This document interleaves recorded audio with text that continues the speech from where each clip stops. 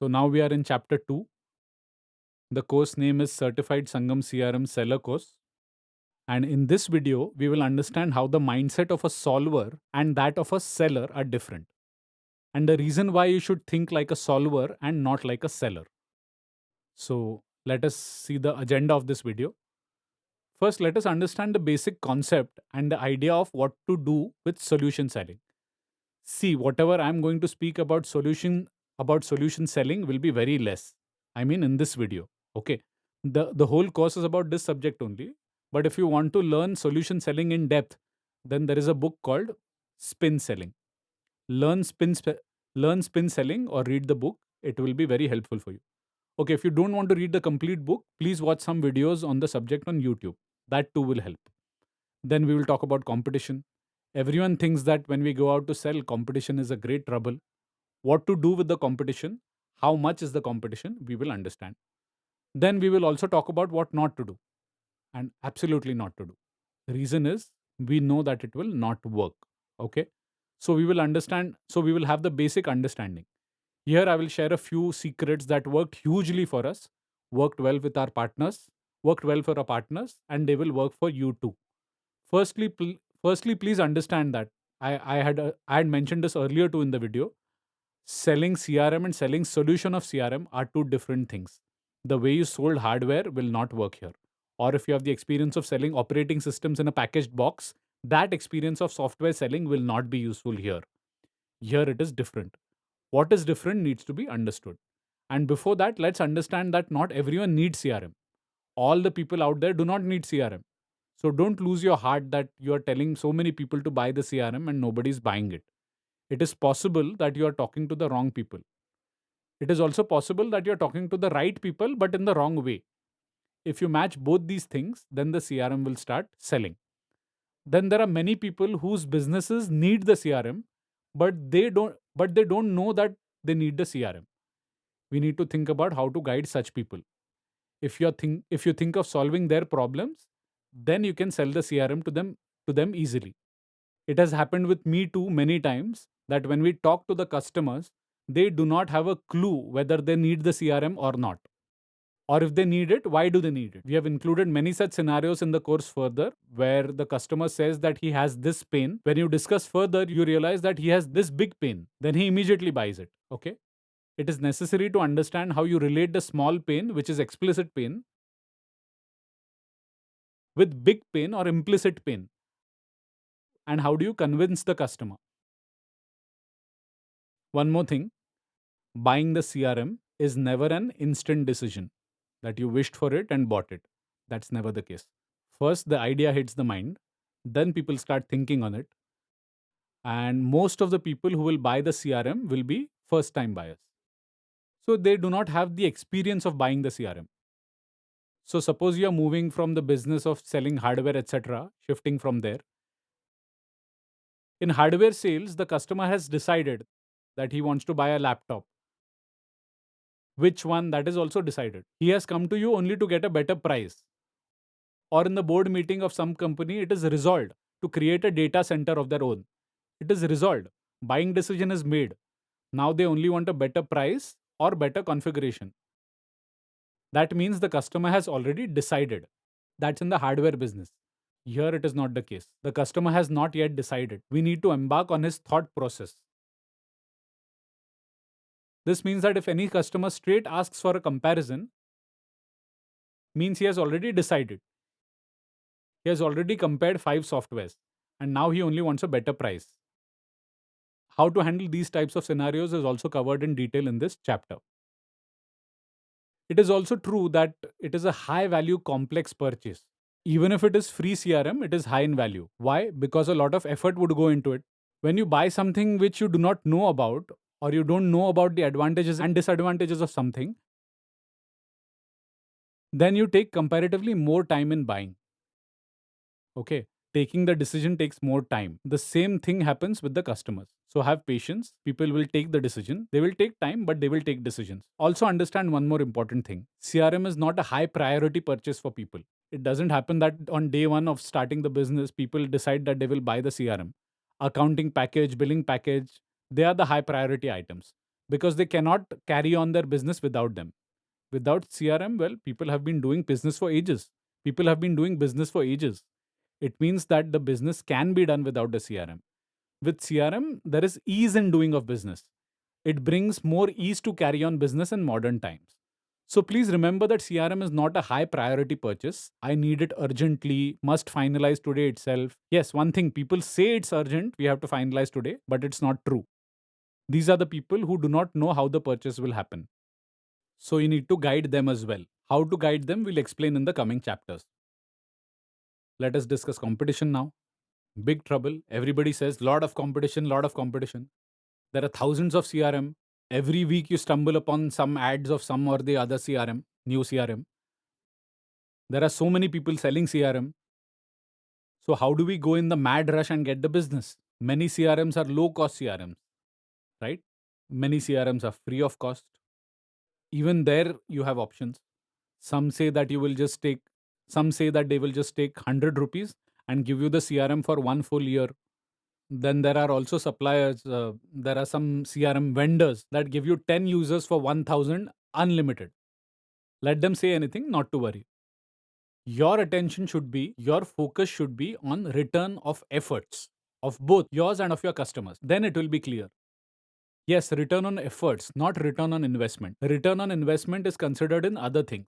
Here we talk only about return on effort. What is return on efforts for the customer? Whatever efforts he has put in, what will be his return? What will be its benefit? What return will he get? And what is it for you? Whatever efforts you put in explaining, understanding the customer problem, suggesting solutions to them, what is your return? If these two things match, the vehicle runs smoothly. This I can tell from experience. Understand the user course in detail. What will happen is you will know the product really well.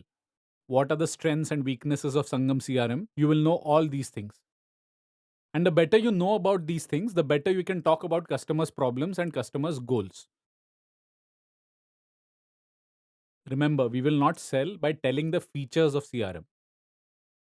We will relate the customer problem with the features and talk. The process that is prescribed in the course is the outcome of many efforts, many revisions. If you focus on this process, you will be certainly successful. That I can claim. Many people are tempted to take shortcuts, but let me tell you, they don't work. They don't work in this business for sure. Even if you want to take a shortcut, you need to plan it thoroughly.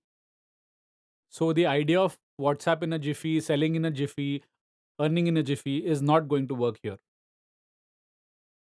I'm repeating this in every video so that you're prepared mentally that the game you're in for is long term.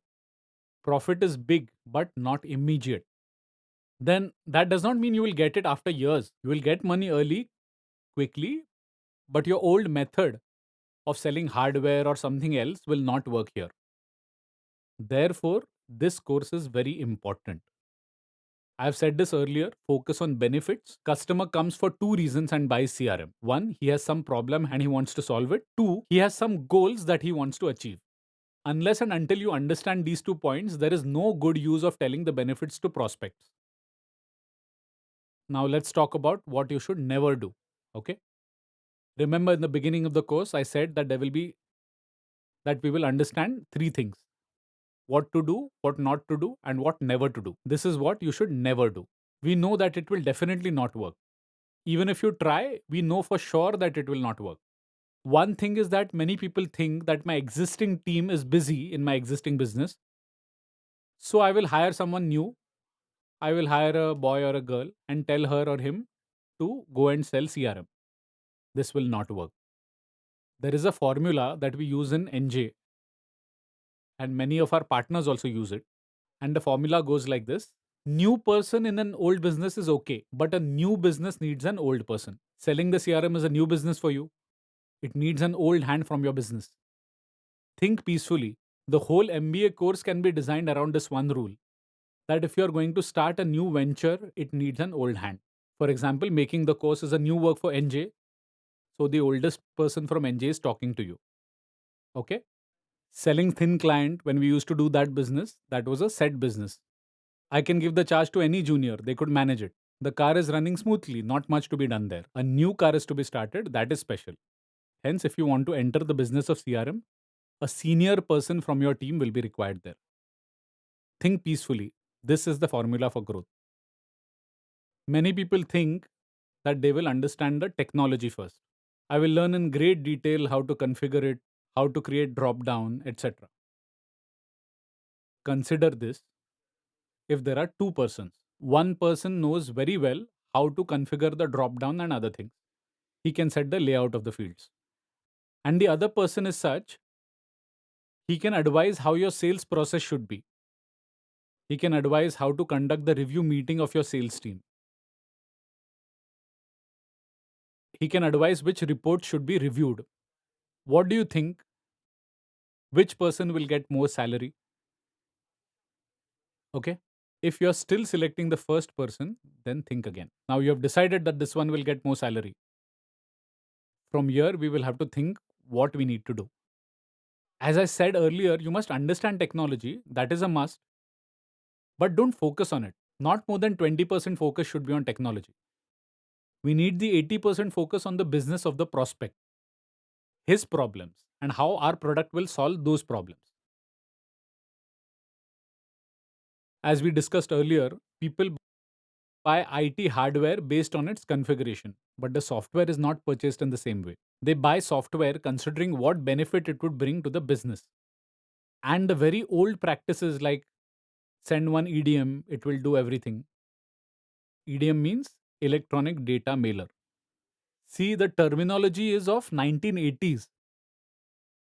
Will you use such old concepts in 2022-23? That won't work. You need to understand the new age marketing methods. You need to understand the buyer's new age methods of purchasing. We will learn it all in this course. Let us talk about pricing. Many people think that if I give discount, it will sell. Not here. Okay. See, free CRM also sells in the market. So do low cost ones. Costly ones also sell. Very expensive ones also sell. And super expensive ones also sell. Okay. Each one has its place in the market. The thing is, what do you say and to whom? So the pricing game or offering huge discounts, do not go in that loop. It will never work. You will only harm yourself, nothing else will happen. And then you will think that there is no income in this. Okay? I have warned you.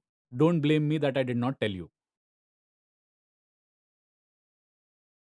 Secondly, where the small businesses are more price sensitive, we have already offered them free CRM. What more will they think? What lower than free will he ask?